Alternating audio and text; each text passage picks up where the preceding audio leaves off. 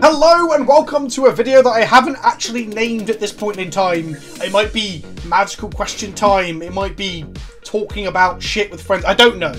But I'm Vince, also PleasantKenobi on the internet, and today we're joined by some people who are regularly on EDH and Chill, but there's only three of us that are four today. It's myself, it's Toma, the everyone's favourite Canadian magic creator, after the Spike Feeders, and Olivia. And Loading, Reading, Run. You forgot those two. Yeah, but they're kind of a variety, right? Yeah. Okay, maybe. Are you in the top 10? The PPR. Top 20. I'll take top 20. Top 20. Right? So, yeah, can you now name your top 19 that aren't you? All of Loading, Reading, Run, which is like 6 people. There's more than 6 people that Loading, Reading, Run. No, dude, the 6 people that I know. You're never getting invited to the PPR at this rate, Dang it! Alright, fine.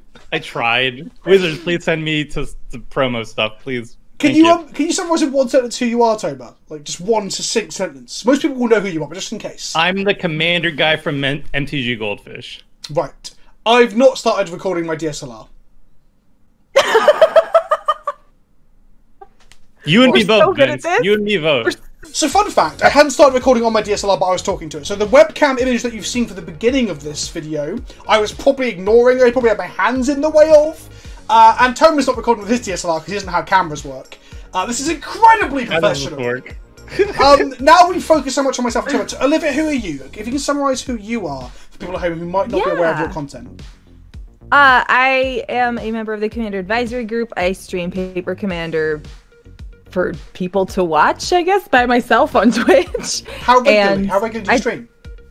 3 times a week, but we're probably going to bump that up. And then also, I dress up like Magic characters and have fun doing it. I don't know. I find that interesting because, like, originally, obviously, you did a lot of cosplay and then started stream, but now you preempt by talking about the magic that you stream and then mention the cosplay afterwards, right? Do you feel... Here's your first question. Do you feel that you've personally become more of a streamer than a cosplayer, or is that just because of the pandemic? I think a little bit of both. I mean, it's kind of, like, I don't have a lot of motivation to, like, build something that I'm gonna go wear to an event when there are no events. So you don't just sit around in your home in your cosplay, just like lounging around? I can't say that I haven't, so no, I'm not gonna say. You bust out the tracks just to lounge around for Netflix and chill. I mean, like, sometimes you gotta put the wings on and just be like, why not? You just took some festive what's stopping me? Some festive Praetor pics, right? You were shouldering I mean, stuff? Yeah, the oil wasn't the best idea. I actually had to cut all my nails off because there's enamel like stuck onto my hand still. I used a heavy duty like enamel for metal work and just was like, well, this is kind of oily. Just jammed my hand into it, took the pictures, like, shit, what have I done? I thought it looked good. The oil looked like looked amazing, oil, right? And then I had to scrub my hands quite a bit. Yeah, at what cost? Pretty much the top 3 layers of my epidermis, but it was worth it. It was all good. Right, so people who are wondering what this is about, we're just going to talk about Commander for a little bit. It could be a podcast, arguably. I'm not going to call it a podcast. It hasn't really got a title. It's almost an untitled MTG podcast, but I can't use that title because that title's been stolen by Brian. So we're going to start out with, here's the structure. We're going to talk a bit about this fucking year, not COVID and the lockdown and stuff, but how wild a year this has been and the year of Commander. And then I've got a ton of questions for that. I opened up the reins to Twitter and said, like, any questions you want to ask, Budget's Commander and Olivia Gobethix. And that's the structure. So, to summarise then, starting off with, we'll just have a conversation about it. I won't throw it over to either of you. How do you feel the year of Commander went? Was it good? Was this a good thing? Should we do this more often? I said this on the EDH Trackcast too. It was the year of product fatigue. There's just too much. Like, we went through that entire podcast and forgot to even mention Double Masters. There was so much other stuff that we talked about. Like, there's this huge reprint set that had a lot of Commander stuff in it, and we didn't even, just completely blew past the 4 of us. Like, it's been nonstop. We can't have any time to, like, soak in anything. Like, I'm not upset that like what got printed for the most part. There's no like big format warpers. There was nothing that's absolutely going to destroy or save Commander or anything like that. That part I'm cool with. There was just so much. Like, I can't even remember most of the stuff that came out this year. And I would qualify as an entrenched player. Like, that, but to be entrenched to be buying everything would be insane. Like, not even the most... You have to have super whales that buy everything, right? Like, even the most entrenched players don't buy everything. It's interesting you mentioned Double Masters as a set that gave us Commander cards, Because in the past, a lot of the master sets were... I mean, the master sets originally were conceived as modern masters, right? They were to improve the modern game. And nowadays, I don't even expect them to make those formats accessible, because Wizards just, quite frankly, fucking don't want to. So it's funny that you mentioned that, because even Double Masters itself was consumed with Commander bling, right? Is Commander the new whale format, because they've realised they can get more money out of that? I feel like, yeah. I don't think there is... all sorts of ridiculous stuff.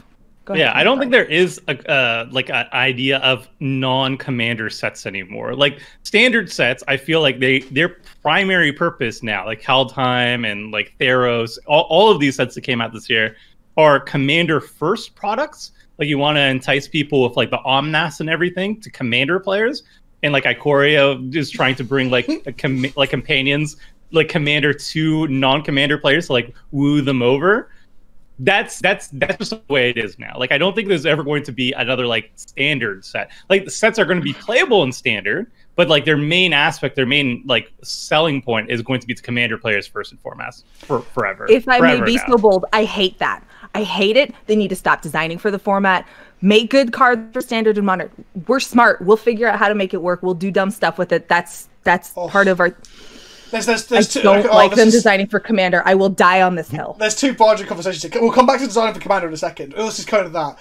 Toma mentioned Omnath and Companion, and now we've got like legendary gods that turn into equipment. That people are more talking about having equipment in the command zone than they are about how good this will be in standard. Sorry, Wizards, but like Arena and your standard isn't the thing that people were most hyped about. But it's interesting that Olivia mentioned there was nothing that really broke the format. So in some ways, I've been looking back on the year of Commander as being a success because we didn't see pushed partners. We didn't see a new partner or eminent style thing that fucked the format up. However, the Omnath, which is definitely a Commander card, and your Uros and all this shit, legendary creatures being pushed and all this crap, and Companion especially, have fucked every other format up. Like, there's been so many bans, so much fucking up, and is the problem here that Wizards are pushing things to appeal to Commander players and then that's ruining other formats too? Is that a possibility? That's what it feels like to me. I don't know if there's any truth behind that. That is 100% a feeling / opinion / no actual knowledge of it. It feels that way, that everything just has this format in mind.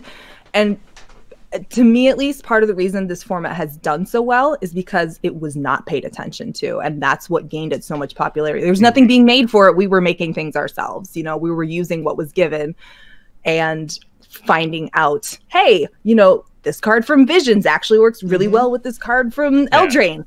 That was the point, I think, a lot of for Commander, is to just not have something so pushed, where it forces you to experiment with stuff that would never interact with each other in a standard or modern environment anywhere else, and make it a thing, make it cool, make it playable, and figure it out yourselves. Yeah. Instead of being like, it's figure it out for you, play it this way, everyone. Yeah, I 100% prefer games in general, not just Magic, but all games that give you like the emergent gameplay experience, where things will emerge that the designers didn't necessarily even intend.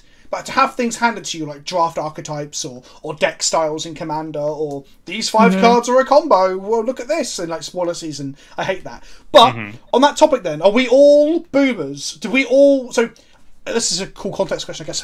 When did we all start playing Commander? Did we all start playing Commander? I started playing Commander before the first pre-cons. So I remember a day when someone said to me, have you played this new format? And I'm like, wow. And then I picked out like the nearest legendary I had, which was like a Niv Mizzet. Like, were you guys pre or post pre-cons? I was post. I started in 2014 when I've known about Magic forever. My friends have played since, you know, when it came out in the 90s, but I never did. And then finally I got kind of badgered into it in 2014. So Commander was my introduction to Magic the Gathering. Right. I had no idea about standard and any of that other stuff. So I didn't start until after the pre-cons, but I also didn't know about the pre-cons. It was told to me by my friends, hey, here's what you get. Yeah. And they just handed me a deck and helped me play. And that was that. Because they weren't every year originally, were they? There's a gap between the first... That was Yeah, there was. I'll have to look up the dates, but I think there's 2 years between first pre-con and second pre-con. And the reason I mentioned pre-cons... I think it was 2011. I think it was 2011. I think there was a gap. 2011 was the first one, I think. Yeah, like Zed Trimo and Mimeoplasm. Maybe missed. Right. But for people at home who are wondering why I'm bringing this up as a point, is that the pre-cons are the first time they were like, here's some stuff that we've designed specifically for Commander. And Toma, were you pre-pre-con or post-pre-con? I started with the original pre-con. Right. So I was like the target demographic for the pre-cons as the first flagship thing. So were you at FNM not playing Commander, then the pre-con came out and it turned you into more of a Commander player? I was dabbling very casually in Magic the Gathering at that point. I played before, but I played incredibly casually. Like I played with my older brother, gave me like a shoebox of cards so he can stomp me with his like goblins here's and my like chaff, dragon. Well, they're elastic banded together as well, right?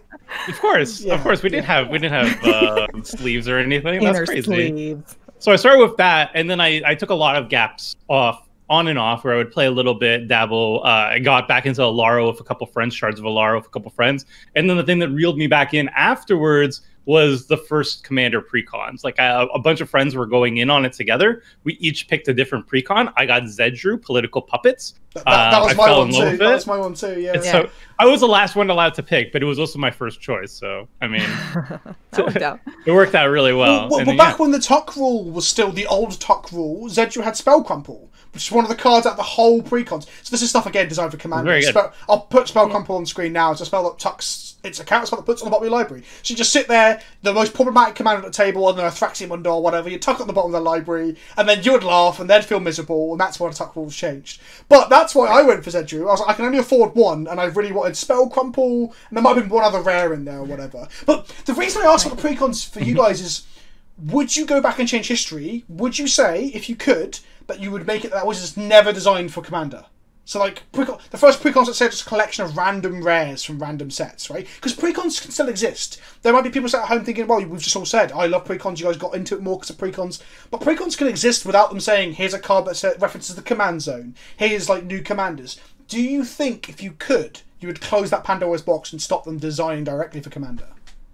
I think that what I would do, I like the precons are fine, especially when they were, it's like what, 4 or 5 a year, once a year, and it's this limited infusion of something 28 new. of them this year, so wild, hasn't there? Exactly, so many. Right, exactly. Yeah, there's a crazy amount now.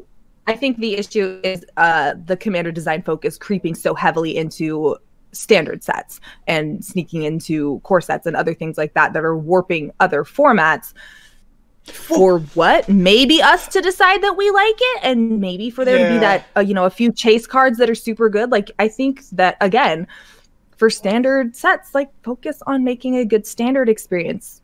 We got it. The craziest Don't worry, thing. we're still going to buy cards. Well, there's two crazy things. One is that now we have Corvolds and Tulanes, and that's a Brawl deck, but let's be real, it was a Commander product, right? And they are legal in Standard, and Corvold became a Standard staple. So you've got it the other way now, that even the pre-con design for Commander stuff leaks in. And then, secondly... Honestly, I think precons were great for getting me into Commander and getting me more engaged with Commander.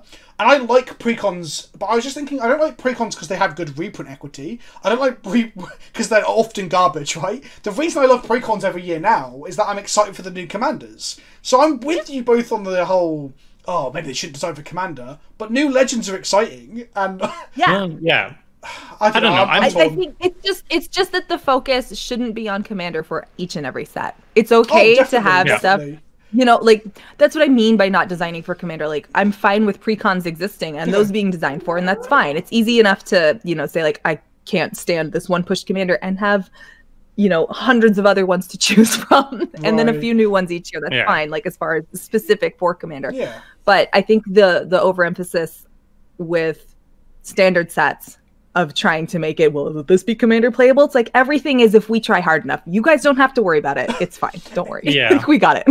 Like, I totally agree with that. I like the Commander precons because they're an excellent way to entice new players to the format, and also just like veterans being like, hey, you always wanted to build like a Minotaur tribal deck or something. And you never really had a commander for it. So here's a commander that works, and not necessarily overpowered, but if it feels like a specific desire that a subgroup of people like for example, I'm not a big fan of the Eminence mechanic, but I really did like seeing Erebos as a cat tribal commander. I would prefer didn't have the Eminence mechanic. Has anyone ever met anyone who likes Eminence? Do you know, in your playgroups and your friends at Command Fests, online, anywhere, in content, have you ever met someone who's gone, do you know what, I really like Eminence? Has anyone ever said that out loud?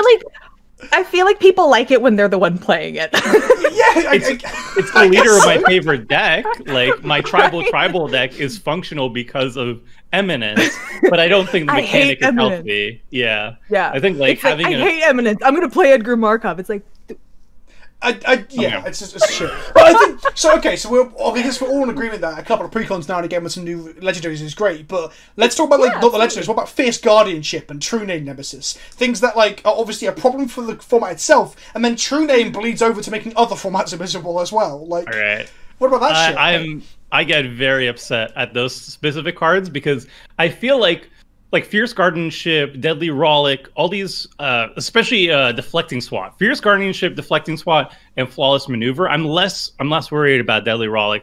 What I'm worried about those type of cards, these made for commander bolstering cards, is they help commanders that aren't that strong and makes them a little bit stronger, but they scale exponentially in terms of power with more powerful, more what I call kill on sight commanders. Like if you have a blue-green kill on sight commander, not necessarily like Tetyova, but like Kinnan, for example. I'm glad you added that. I agree. You can say like any Simic or like Corval. Every blue-green legend they ever fucking basically print. Like every single one. Except for like the Salamander one. Like that one's fine, I guess. But yeah, so the problem is like all these kill on sight commanders, which are coming up more and more in terms of quantity every single year. It's like the push thing to do is trying to one up each other. Those free with commander, those like commander bolstering cards, they scale exponentially with these kill on sight commanders and makes them much more difficult for a play group that isn't running, these kill on sight commanders and trying to balance out the table by trying to use removal and stuff. It makes it that much more difficult. Like you drop, I don't know, I'm just throwing it out there. You drop a Tetyova, for example, and you have basically one turn. For example, just random occurrence. You drop a Tetyova on the battlefield, and you essentially have one turn to stop that Tetyova player from you just valuing out the rest of the table. Sure. So you have Force of Will, you have Force of Negation now as well. Force of Negation, Fierce Guardianship, all these ways to basically be like, I tap out, I drop Tetyova, and I'm still protecting her. So you curve out, you put a turn 3 or 4 Tetyova, and it's so difficult for the rest of the table to actually deal with it. That's my issue with those cards. Yeah, I really feel like, but I think that's a crossover, isn't it? Too much. There's a problem with design for Commander Auto includes, which Fierce Guardianship gets very close to being. If you're playing blue, there's very little reason not. There Why are not some have reasons, a free but most of the time, exactly. Non-creature counter. Yeah. And then free counter spells are another problem. And then there's the Fierce Guardianship is the 2 Venn diagram crossover where you're like, well, this is just shit. And we've had that in the last year and a half since Horizons, right? So since 2018, we've had Negation and Fierce Guardianship. If we get a free counter spell in blue every fucking year. Meanwhile, white can't draw cards. It's just fucking wild. Of course not. That'd be crazy. Too far outside the pie. What are you talking? I mean, So that's another. Go on. Don't go on, Tamer. Go on. Well, I just think both those problems individually are not the biggest deal because let's say somebody has a very powerful commander on the table and it's must kill, assuming everybody's running 5 to 6 target removal. I know not everybody does, but speaking normally, the table will balance each other out, right? If somebody's clearly the arch enemy at the table, usually the other 3 people's resources pooled together can actually deal with it. But when you're adding those type of cards, it makes it so much harder to balance the rest of the table, and that's what really annoys me. And then these type of commanders are being pushed towards newer players. The Corvalds and the Chulanes are trying to get people into Brawl / Commander. So imagine being a new player, you bought Chulane, you think Chulane's really, really cool, and then you bling him out a little bit because you have some extra money with Fierce Guardianship and stuff, and he just dominates your local play group. That sucks. It sucks for the person who bought it. It sucks for the rest of the group. I think that's another point there is that the ones that bring new players in, like the Ball decks and the precons and all that sort of stuff, if we give people Chulanes, new players are going to go, oh, this card seems cool. I like the colours, I like the art, I like what it does, and mechanically it's very powerful. And they start to just smash people, or they get their Chulane out of their deck, out of their box, and they put it on their box, out of their bag, put it on the table, and people at the table then sigh out loud because Chulane is one of those commanders.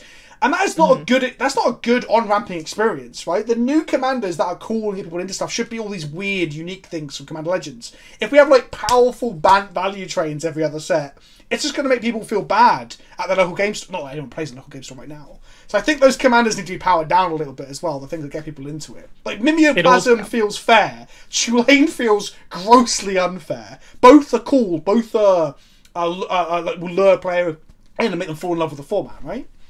It also has an insidious effect on the metagame in general, where, you know, like we always say, like, you should be balancing your own play group in terms of expectations. I think the problem is, like, in ideally, yes, you should be able to say, like, let's all stick to like power level 5 or something like that. But we bring in a new player to that play group, and that person just picked Corvold because, you know, he looked cool. And he's like it's a 6 or a 7, just, you know, just normally without even trying. What do you do at that point? If the rest of the play group can't, you know, like stick with Corvold, stay with Corvold, you're gonna have to raise the power level. So yes, people like the argument.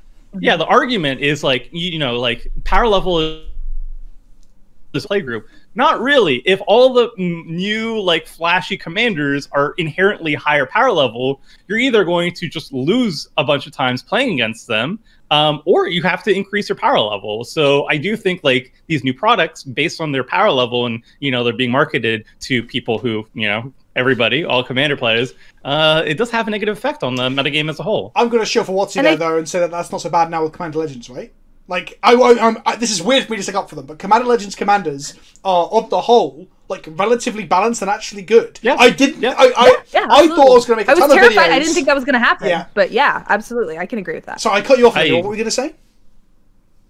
Oh, I was going to say, to Tomer's point, I feel like a lot of these, you know, a lot of the newer, like, very clearly pushed and or, you know, next level kind of commanders, the problem to my fear, I should say, not that that's necessarily a problem, my fear is just that getting the format too homogenized of like, well, if you're going to run Bant, you have to run this one.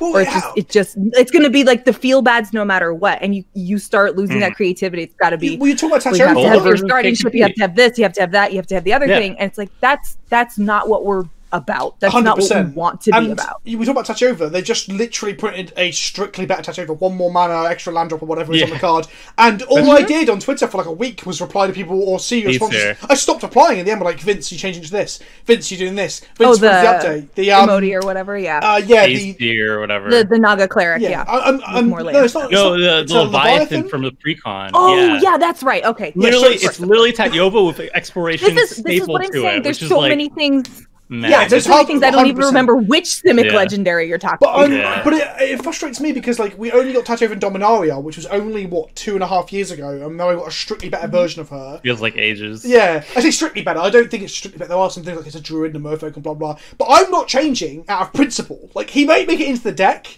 And also 1 mana does matter. But yeah, it's that thing of like, it homogenizes the format. Everyone's like, well, if you're playing Touch Over right now, or you're playing even a green lands-based deck, why don't you switch across to get the life gain and that card draw? So there is definitely that. Because I don't want to. But not like, what I built this for. Yeah. Like Eminence, for example, like Edgar Markov, I kind of feel like polluted the well in terms of future vampire design. Because before Edgar, there were different vampire tribal commanders, and you could make a case for a bunch of them. There were 2 Olivias, both of which had interesting mechanics. There was like Garza Zol, which is Grixis, so you can not the strongest commander, but the power level came a little bit higher because you had access to blue. So there were a bunch of different like interesting commanders that you can actually choose from, and you can make a good argument between all of them. And then speaking to what you were talking about, homogenization, Olivia, Edgar Markov showed up, and now all those vampire tribal commanders, you don't see them anymore. So why? A new friend of mine just recently got back into Magic. I say new friend. An old friend of mine just recently got back into Magic and started building Vampire Tribal because his folders are full of Zendikar era vampires when we last played Magic together. And he was like, oh, I'm thinking of like getting these Sorins because they're on theme and yada yada yada. And I stupidly said, have you seen Sorin Markov in this like... I'll see if I get a screenshot of the video. If I haven't, I'm just being lazy in the post-production. And his next response was like, "Oh my god!" And next time we hung out, this is before the pandemic, Edgar Markov, that was his deck. So it jumped. It went from being, I'm building this deck because I like vampires and it reminds you of a certain period of Magic, to I'm building Markov. That's it. And that's just what happens, right? There are certain commanders. There's no like, you lose a lot of that. But there's also that thing of like, it's cool if they're just like the most powerful version of something in like 2 colors, but then if you go for a 3-color commander and it's the most powerful in that thing, why wouldn't you? Like the Gila, for example, is like, can they ever make another warrior tribal commander. They can, but it's fucking dangerous. Like, to go 5-color warrior commander's better than the Jila is You have insane. access to all 5 colors. It's by far the strongest warrior tribal in terms of effect. The next one is going to have to one-up her, or else nobody will play her. Here's my pet hate. Every set doesn't need a 5-color commander. Right? Yes. I used to complain that I don't want the Gatewatch every set, and I want a set without Planeswalkers. I think I'm getting to the point where I just want no legendaries in one set, right, for the normal sets. And secondly, no fucking 5-color commander. We don't need Kenrith, we don't need Golos, we don't need every fucking set to have a 5-color commander. It's not needed. See, so that kind of touches on a different point, but so as much of the stuff that I give Wizards of the Coast flack for, I also just can't blame them for the direction they're taking, because they're literally just printing money, right? Like, if Commander is their biggest audience by far, and Standard is awful, then you have a Standard set and you want to sell as many product as possible. Would you focus on Standard, or would you focus on Commander players who are already an entrenched, your largest demographic in terms of consumers? Would you? Like, I don't think it makes sense not to, even though it's terrible and I hate there's no tension, right? Arena is the other tension. They put all this money, all this time, all this investment into making Arena, and then they're like, oh, but shit, like, the money's over here. Arena 2, baby. Like, Arena 2, multiplayer Commander, just that's it. That's all it's going to be. It's going to be Commander. Stop. Why not, Olivia? Why don't you want to see... What's the reason? What's the reason? I don't know that they could do the format justice right now. I guess, but also, I really enjoy playing Commander on Modo, and that's like playing Commander through a thin veneer of shit. So, like, even if it was like only a mod, it had the functionality of Modo, but was like shined up. But Modo, by the way, is Magic the Gathering Online. And it looks nice and it's more user friendly. Yeah, my god! But the problem I have is the economy aspect, right? Because the Arena 1, Arena 1 and Arena 2 here. Arena 1's economy is fucking garbage. And then, can you imagine a Commander variant of that, where you got to get 100-card decks? It's not because I don't want people to have access to a multiplayer format that I love so desperately. I don't think that it would do justice to the players at this point, not without... I feel like it would be predatory under Wizards of the Coast. It would be like... In theory, I love the idea. Right, that's where I am. It's just like, man, if we could have a nice UI where imagine this sort of thing, but cracking packs to find, like, one copy of fucking... anything. Can you imagine if each booster box came with like a redeemable online code, and you'd be like, all right, all these cards you opened up, you can play them now on Magic Arena as well. And it's not predatory at all. This video is called Magic Question Time, not Magic Christmas Time. Like, you're going to Magic Christmas time at this point. Crack packs and stuff, and like support your they would be LGS exclusive too. So like you could only get these codes. What dimension is Homer living in? I don't know, this utopia that I'm thinking about. I got so happy all of a sudden. I don't know why. All this imagined hypothetical situation. People could excessively play this game and interact. You just said they're printing money, Tomo. Why would they stop printing as much money by being like, "Here's 2 lots of the thing you need online and off"? Right. I know. Like, I can't fault them for making money. That's the problem. Is like I wish they were not so bad to the format, because they're going to squeeze the golden goose too much, and eventually the format suffers, right? And I think it's funny too that you mentioned them, like, okay, well, if Commander's the presses for the cash, let's just put it all in Standard sets, people away from Standard into Commander. It's like, well, okay, but if Standard didn't suck, people would play that. So, like... Well, people are. Yeah. I mean, anyone who's watching this who's a Standard player, I don't want to bag on you too much, because people do play Standard. I'm not ragging on because I have no idea. I'm just saying, I'm parroting what I hear about. Like, man, Standard's terrible, and there's bans everywhere. I'm like, even the people who enjoy it though tend to hate it. Like any 60-card format, people hate it, even if they're enjoying it. Okay. I legit think they want Standard to be good, but like they've messed up so many times, and their resources have now just moved over to Commander. Like I was even thinking, like the core set. We had the face card of the core set was Teferi, right?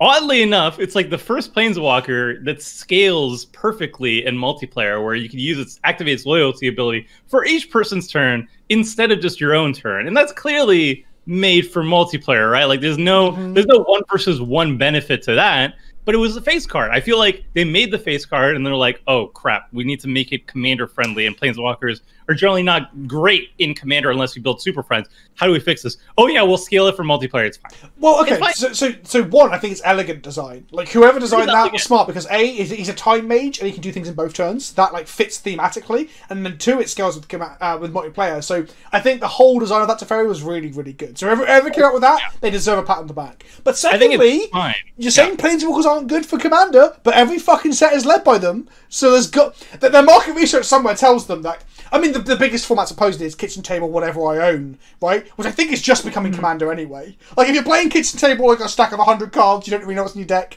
and someone's like, why don't you have a Legend? Why don't you play Commander? They will, right? But I guess Planeswalkers must be popular there because they feel exciting and powerful, so I don't know. I will like rephrase that. I'll say old school Planeswalker design was generally weaker in terms of multiplayer because, you know, you only activate the ability one time and you're defending against 3 opponents rather than 1. But you could always build it to be multiplayer friendly. We've seen that with Teferi. We've also seen it with Tevish Vat and Jessica. And every war, the Spark Walker too, right? Like, all the static abilities are gross in multiplayer. Yeah, the static stuff. Yeah. But that's the example of them doing it badly. I think that was a bad way of doing it because it fucked everything up. Like, Vintage changed overnight, and then they've had to restrict cards. They sold a lot of product, Vince. They sold a lot of product. War of the Spark was the biggest mistake that was the case ever made in the last 10 years. It was such a fucking... From a financial perspective, really? I don't think it was just bad for them. Yeah, sure, but like, fucking, I don't know, bad environment for workers' rights are great for capitalism and money, Toba. Doesn't mean I have to agree with it, goddammit. Fuck War of the Spark. Look, don't you like Teferi? I don't understand. No, so I've got a Jace video coming out probably today as we record this, probably a week or two after this video goes out, where I talk about how I think Jace's problem is people's perception of blue. It's not Jace himself. There's a lot of new players who don't read the books and the stories are like, I hate counter spells and I hate mills, so I hate Jace, right? And Teferi's got the same problem. He's becoming one of the main characters, but he's also the dude everyone associates with blue-white control on Arena and, like, exiling all your permanents and having no other win con. So sometimes walkers get hated out just because of how they feel to play against. So I don't hate Teferi, but I can see why people might. Yeah, for me, it's just like I'm not super heavy on the lore anymore. But like when I look at Teferi, I'm like, if I'm looking at any Planeswalker, really, I'm like, what, like the visual, like aesthetic of this Planeswalker, does he look cool or not? Like, is that an interesting design for me? And then second of all, how do the associated artwork cards of like this Planeswalker being depicted, do I feel good or bad about them? Teferi, usually, you know, I'm on the receiving end of some control decks, so I don't like Teferi. Jace is interesting, where he's been oppressive way too long. Like Jace the Mind Sculptor, I hated Jace the Mind Sculptor, and I hated Jace during that time. But then there were some like the Ixalan Jace kind of neat. The Zendikar Rising one is kind of neat. So now I like Jace a little bit more, and it's nothing to do about his lore. It's nothing to do about the character itself. It's just like the card is interesting or not. Okay, I'm gonna throw this out there as our first question from Twitter because someone asked it, and multiple people asked it. Planeswalkers as commanders. Oh, Toma's a yes. Go on then, Olivia. Why not? Why not? It's getting heated here. Personally, I don't have super strong feelings about it. Like, it's just one of the rules of the format as far as I'm concerned. But honestly, like, if you want to, just ask your playgroup. That doesn't make for good content, Olivia. You have to have a really strong, passionate response and tell me to fuck off. I'm so sorry. I'm being honest and not thinking about the content. The sensationalism, But like Alex Kessler has his Nahiri deck that he's made and has a red-white legendary, I can't remember who it is, and Nahiri, and it's like, hey, is it cool if I play this as commander? And if the table says yes, boop, there she is, and you're off to the races. And if no, then he just flips it over to the Boros legend he has and plays it out the same way. Like, I think that, again, like the whole thing, one of the big cruxes with Rule 0 is that it's to establish a baseline for 4 new people that have never interacted before, or maybe just, 2 people that are going into a new whatever. It's a ground floor. It's not the ceiling, right? Like, once you've kind of established a play group, even if it's only 1 game deep, then it's up to you and the people you're playing with to say, hey, do you mind if I try this out? Or do you mind if I try this? Or, you know, like, hey, this card has like one silver bordered, or this deck has one silver bordered card in it. Like, that's the point of it. It's to give a baseline and to let everybody come in with the same expectations and some sense of like, we're all playing by the same set of rules. And after that, you can modify it. Like, it's a casual format. You're not walking around with a win-loss record because you played this one commander that's super good. The problem that I have, like, I think Rule Zero is good. On the whole, like, it's better than not having it, right? Like, on the whole, it's not perfect, but it works. But there are issues with, like, when we always reduce back to Rule Zero and having these conversations. Because, like, obviously, people that don't know, Olivia's part of the CAG, and you guys advise the RAC. You're the Commander Advisory Committee... No, Commander Advisory. We're the Commander Advisory group. We just talk to the Rules Committee. And RC, like, hey, not RAC. I thought it was Rules Advisory Committee. It's RAC. RC. No. Exactly. So we basically just like try to give community feedback or our perspectives on things, since we, you know, like try to be really engaged in this community. Sure. But we don't make any decisions. Yeah, like, of course. We just say, hey, we think this would be bad for X, Y, or Z reason. We agree with you. We totally disagree with you. But I think it's happened numerous times. When the community goes down this route of discussing something, whether it be hybrid mana or planeswalkers or banning X, Y, or Z or unbanning X, Y, or Z, and everyone's like, what? When we go out and we get base level of Rule Zero, I don't know how helpful that really is for fresh play groups. Like me and my friends that I've played Magic with for years, or I know very well outside of Magic, fine. But when I go to my game store, I feel like going, can I play my Planeswalker Commander? It's going to either lead to two like quite severe situations of one where people don't want to say no to the new person, or the other side where they're just going to be like outright say no, and you're never going to get a chance to anyway. So I just don't know if Rule Zero is good, but I have this feeling like it's used too often just to be like, well, there's Rule Zero, and then I'm stuck with, well, when I get to like stop the conversation. Yeah, right? I think Magic Fest it works, because Magic Fest, I guess the French players normally have heard of these conversations already being had. I'm thinking more at a game store level. There's other people I've interacted with who have no idea that like people make YouTube videos about Magic. They're so outside of this conversation, you know? Exactly, and I think that there's a incredibly large swath of Magic players that do not engage online. And like, a lot of people forget that. Like, there are people that have no idea that there's a rules committee or a CAG or anything. Like, they don't Magic care. Twitter is less than like 0.1%. They want to know what the ban list is, and they're just gonna play their cards. And so what I mean by having Rule Zero is that it like the commander rules are the rules of the format. Rule Zero is once you've made it past, hey, this is our first interaction at the LGS. Like, are you guys cool with like changing something or like making player 4 get the Monarch, because we've all been playing pretty high powered and that's a disadvantage to be in that spot. It's for the discussion afterwards. Like, the rules are where you get to say, like, we're playing with the commander ban list and the rules of the format, and everybody's on the same page. We can know what that is. We can go to, you know, MTG commander.geocities or whatever they you know, and with like the old, check like, the rules. It's there, it's clear, side. it's laid out. Right. Rule Zero is for when you do want to experiment and when you do want to have all those extra things that, you know, push the boundaries or completely ignore something.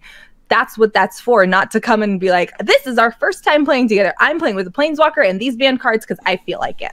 Yeah. Well, like I said, I think people will probably more often than not either let you get away with it because they don't want confrontation, or shoot you down if there's a group dynamic, you know. Unfortunately, that's the problem. Like, it's a format with multiplayer. Sometimes those uncomfortable discussions have to be had. Like, that's part of playing with more than one person with a format that is both casual and has the ability to be flexible. Because then you aren't playing with multiple people. You just play stacks, and it's just you playing. Then you play solitaire, right? Yeah.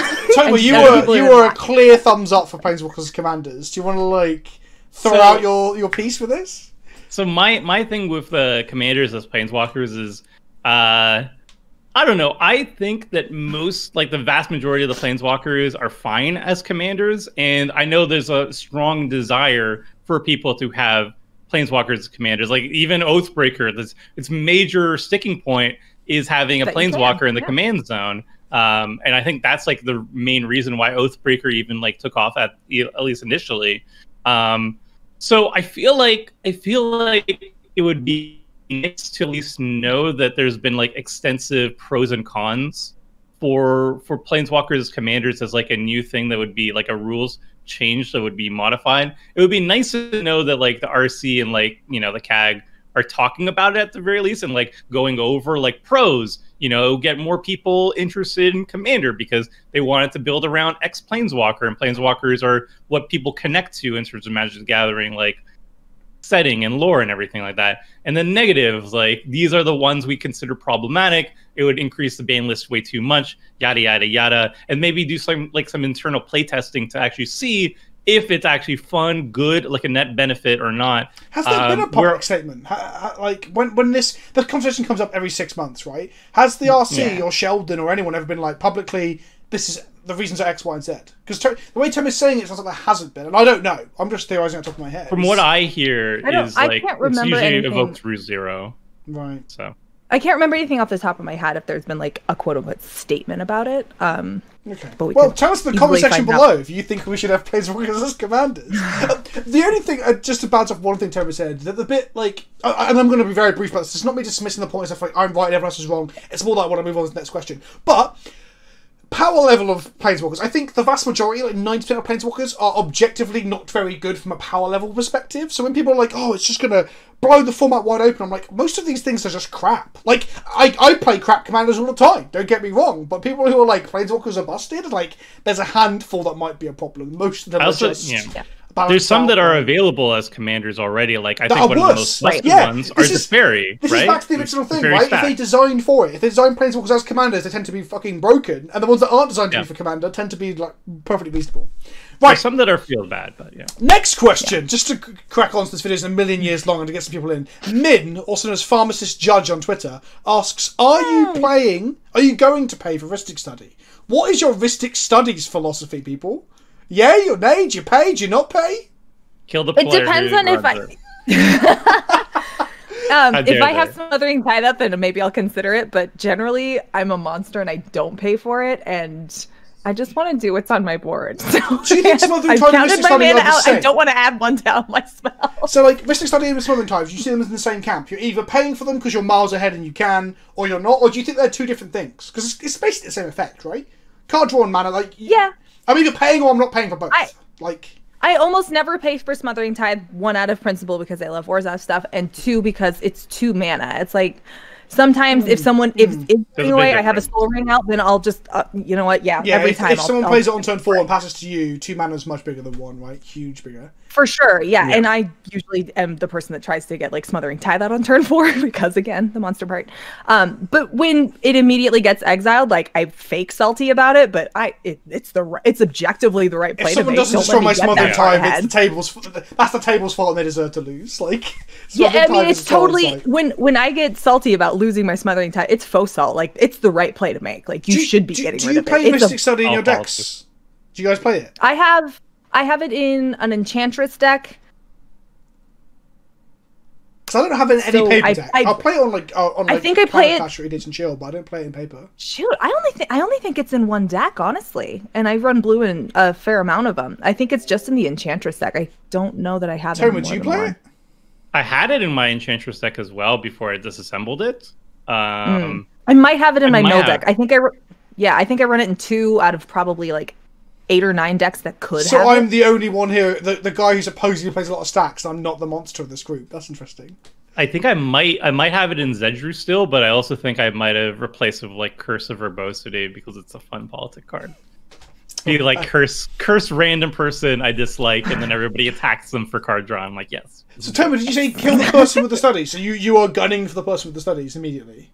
I try to pay the 1 as much as possible, unless like I have such like an incredible turn that it's well worth, one person drawing a card off it. But I'm the person who advocates for people to pay the 1, and I try to lead with a good example by paying the 1, and then I also try to murder the person who's running the Ristic Study, because I think you're right there. I think Yeah. No, if someone lands a Ristic Studies, they are public enemy #1. I'm gonna explicitly say out loud, I think we should kill this person. Like I'm gonna politic the table. Like no anytime, and I have also my disgust for Ristic Study is also heightened because I play in a play group that does not pay for the 1. Like Seth will literally durdle with cast 3 spells, durdling and being like, I draw like I draw 4 cards, and I'm not going to pay the 1 on Ristic Study because what if I draw into something that I want to cast afterwards, and they cast that, and it's like draw more cards, and like the person who has Ristic Study just like essentially gets the game handed to them because on my table is casting a lot of low CMC spells and letting the person draw like 8 cards per turn cycle. And I'm like, this is not. And then, like if the person's like Simic, I'm like, please stop. What are you doing? Stop. I'm gonna be the moderate fence sitter here and be like, it depends. And mainly if I'm miles ahead, I will not pay. Even though I might have the resources to pay, I've got more chance of like taking the game from that player. If I'm quite significantly behind and I'm like digging to try and like get out of a hole, I'm more likely to pay and try and talk to the table about, are we going to work together to stop this Ristic Studies from winning them the game? So it does depend. And I hate saying it depends. It's such a boring answer, but it generally does. It's true. I mean, it's so online. Yeah, I know. Discourse. Well, we're not on Twitter, though, so we have more than 140 characters to be nuanced. I did say in my EDH Etiquette video that like civilized discourse is just not possible. You froze on us. Okay, next question from Daniel Rothbart and Maijin Shinsa. Hello, Maijin. Why are they neglecting Beebles outside of unsets? Why does Maro hate Beebles? Any opinions on Beebles here? Any strong opinions? I mean, wasn't there like a Beeble like artist? Like there was one artist who did Beebles. There was literally there's a Beebles Planeswalker in the last unset, but we haven't seen a single. It's like Foglio or one of like the Foglios or something like that. Yeah, who doesn't make content and it doesn't make art anymore apart from the new Secret Lair. They need to bring him back. And well, they are for Secret Lair, but he doesn't fit the photoreal look of modern Magic. I love Beebles. Beebles were as a kid, I thought Beebles were hilarious. These little pink. Like Ribena. Do you guys have Ribena in America and Canada? What's Ribena? Ribena? The fruit cordial? Squash? Ribena? Fuck. Anyway, Ribena.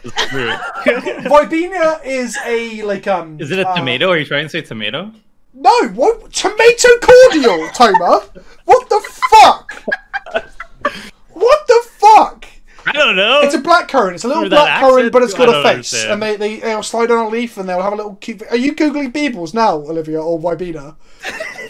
Ribena? Yes, I want to look up Ribena now. Ribena! Oh god, now you're mocking my soft R's. Ribena. Ribena. Google it now. I found an Airbnb called Ribena, Home Away from Home. Fucking hell. Ribena so fruit. Legal Beebles? Yeah, there are. They're from Urza's Saga or Urza's Legacy. There's bouncing Beebles and something else. And bubbling Beebles. Bubbling, that's it. And they're basically... I've never... They're meant to be a magical construct that Urza built to help his experiments, I think. Okay. But now Tom is looking up the Ribena fruit. Have you got the little fruit with faces? I'll put them on screen right now. Drink? It is a brand of black That's what cordial is. It is a fucking drink, Toma. I was talking about their mascot being a little fruit with faces. It's not really a fruit with a face, because that would be crazy. How would you have I don't know. The UK is different, alright? I don't know. Fucking hell. I'm moving on. Who has the best beard in Magic? Asks Rusty Thermos at Ackermon25 on Twitter. I do. I don't know. So Olivia says Olivia and Toma? Me, obviously. Fucking hell. Right. Do we have any Magic questions in this fucking hopper?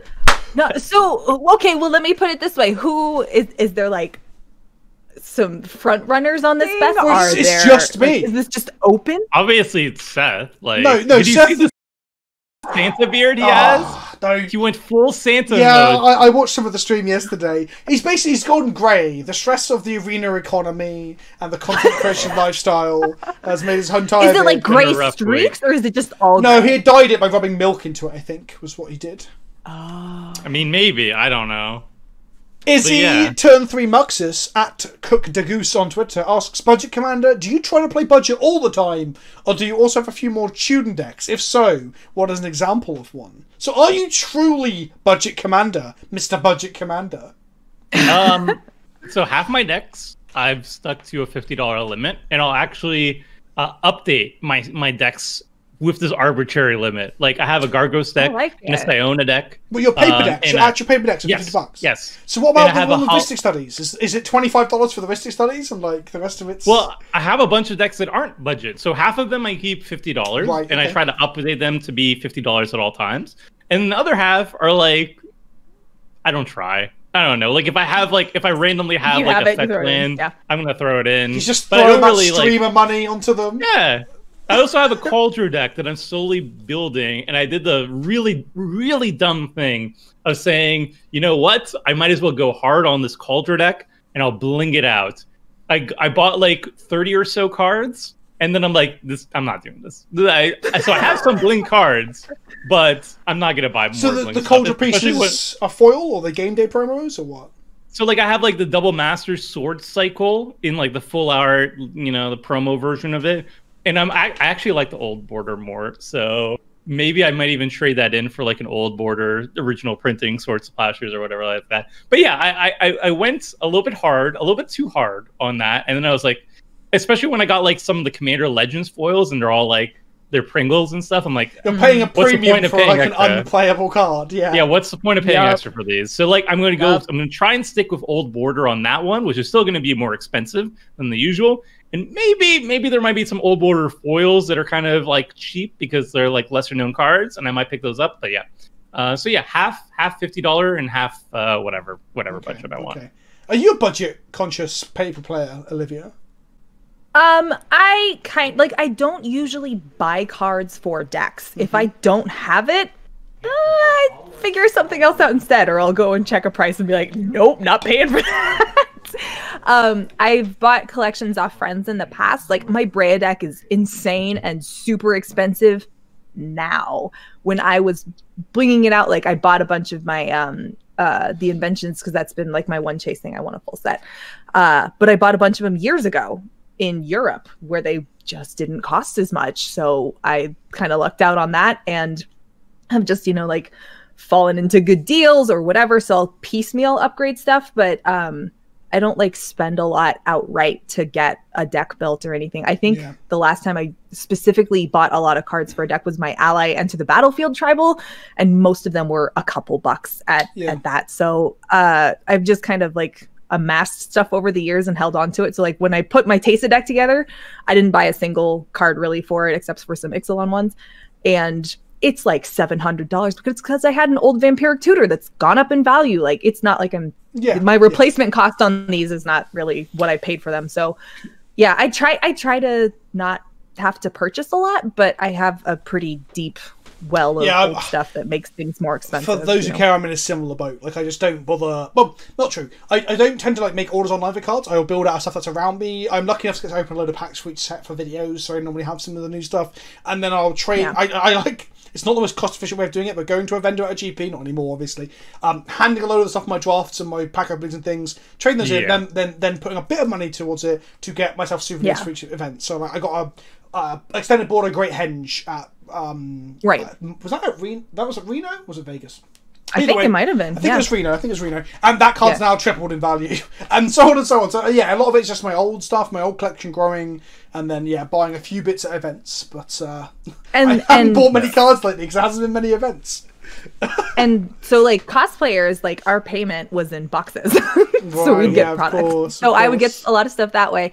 But then, when I do get stuff, I'll trade it in, I'll get store credit, I'll do whatever, which is like part of the reason why I got the Commander Legends, like fancy ones, was because I had a bunch of credits. I was like, all right, I'll not, fork out the cash. Like, I don't want to get too financially in a hole for this, so I'm not yet. I'm still in the black, so we're gonna call it okay. Also, if you build like old decks, like my Zedger deck I built in 2011, like it was political puppets, and I modified it from there. One of the first cards I picked up was Gilded Drake.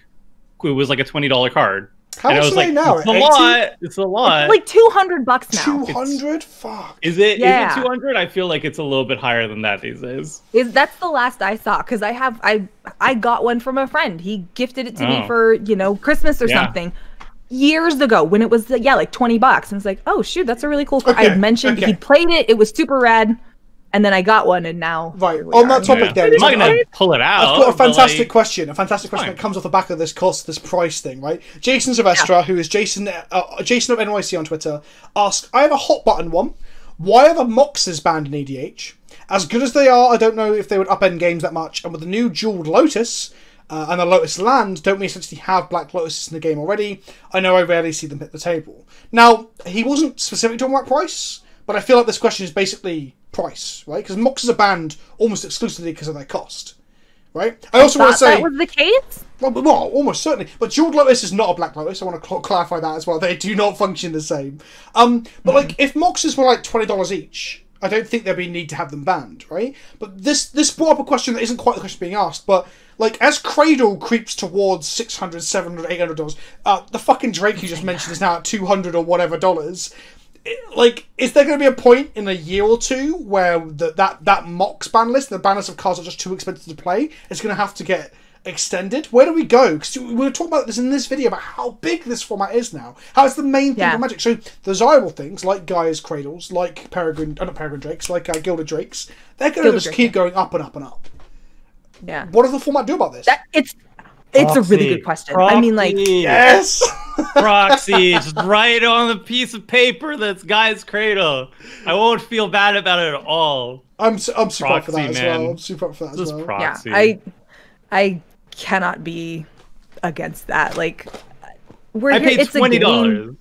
Yeah, I paid $20 for my Gilded Drake. All right, if I bought it right now, $240 US, which is like $1 billion in Canadian money. Do you feel bad playing a $240 card at a casual table? And it's like, why? Because I got into this. I bought it like 8 years ago. Therefore, like I have like exclusive rights to playing Gilded Drake. No, just like if you want to play Gilded Drake, I think the most important thing is like check the power level of your play group, right?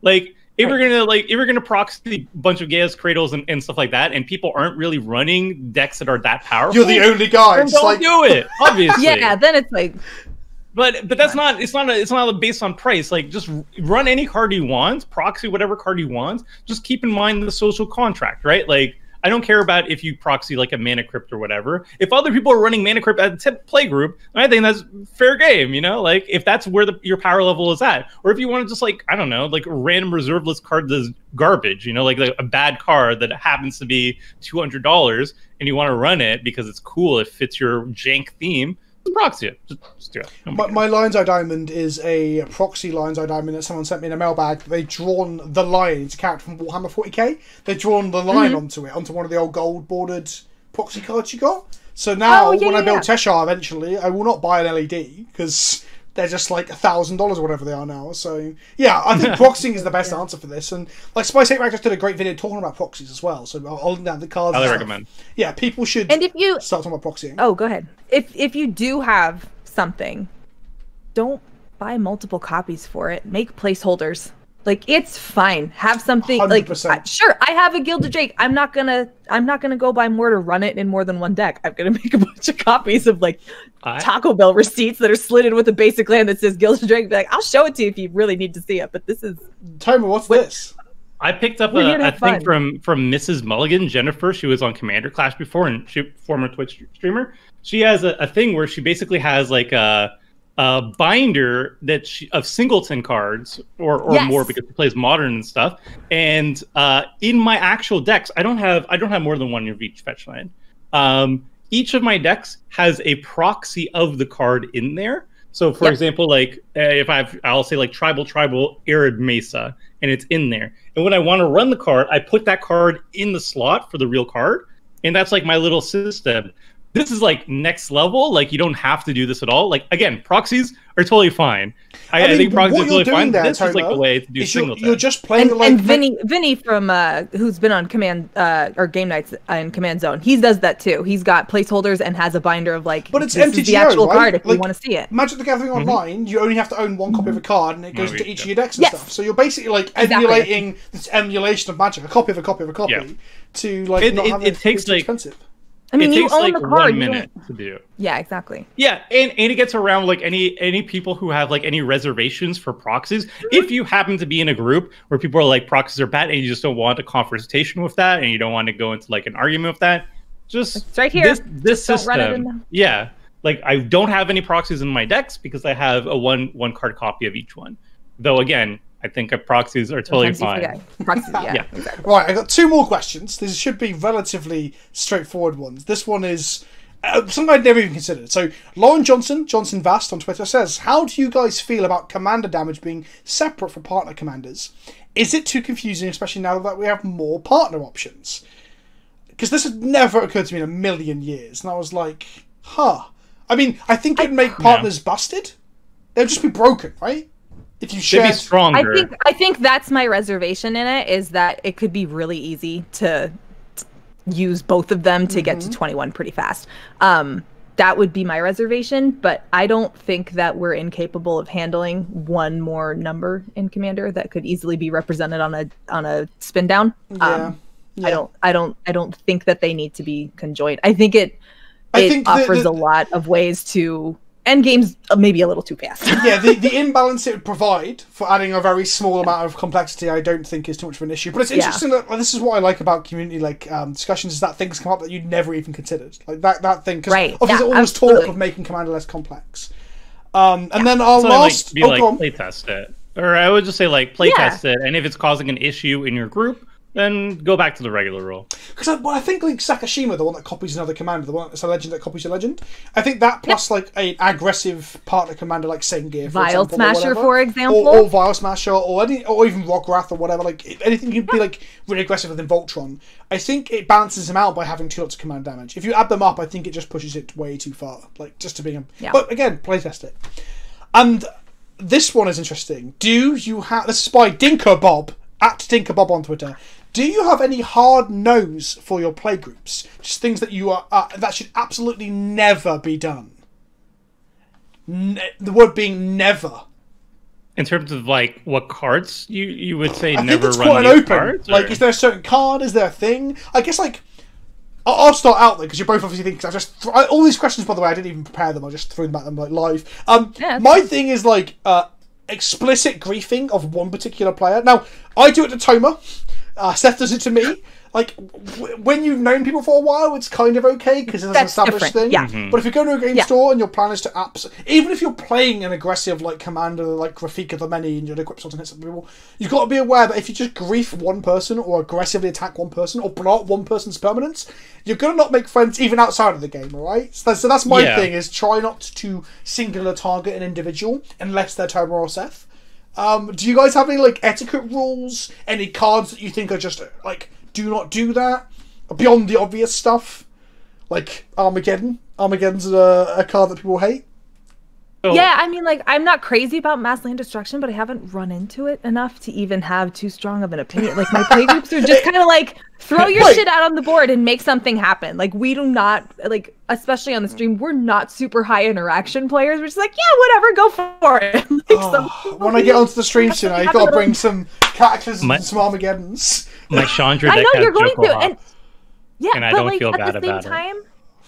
I don't totally want to police how people play their decks. Yeah. I may choose to not play against that deck or that person again. If it's just listen, I respect the hell out of what you're doing. I see it. I have zero fun. And me being salty in the game isn't good for anybody either. I think that's a good way to approach it, 100%. I think the only no should be a rule zero kind of thing of if you've got things that you think will piss people off, you've got a deck that's full of Winter Orbs and Trinispheres, or like I said, you're gonna hard aggro one person. Those are not the things you should be playing with new groups. You need to understand the group. But yeah, I don't really have anything where someone got I fucking hate Vorinclex, but I don't say no, you should not play Vorinclex because that doesn't make any sense. That's what Commander's about. I think the major thing is for etiquette. If somebody if a deck, for example, makes people feel bad playing the game, just keep in mind that what you're doing when you're playing Commander is you're sitting down with 4 people, 4 friends, and you're all trying to enjoy, the next 2 hours in a communal activity, right? That is a distilled experience that we're all trying to share and we're all trying to strive for. How you go about that is going to be different for each person's playstyle, but you just want to make sure that you're not ruining the fun for everybody else, whether it is certain cards you're running, but also your attitude. If you are just if your attitude is ruining the vibe for the rest of the table, that's a big no. I very rarely actually come up with this issue where somebody's vibe is so bad. I have come into issues where somebody brings a kill on site commander and we're all 4 power level decks. And we don't have the resources to stop them. And then that person, being a normal human being, is all right, see, the table's not having that much fun. I'll swap to a different deck. And that is a normal response. It's about reading the room, right? That's son. It's I don't want that person anywhere. The reason why, even though I may not prefer to play against or with something, even with that being the case, I don't really want to police decks because honestly, just because it's not fun for me doesn't mean it's not fun for somebody else. There are people that like playing against stacks decks because it's a challenge for them to see if they can interact, to see if they can like take it apart, disassemble whatever that combo is.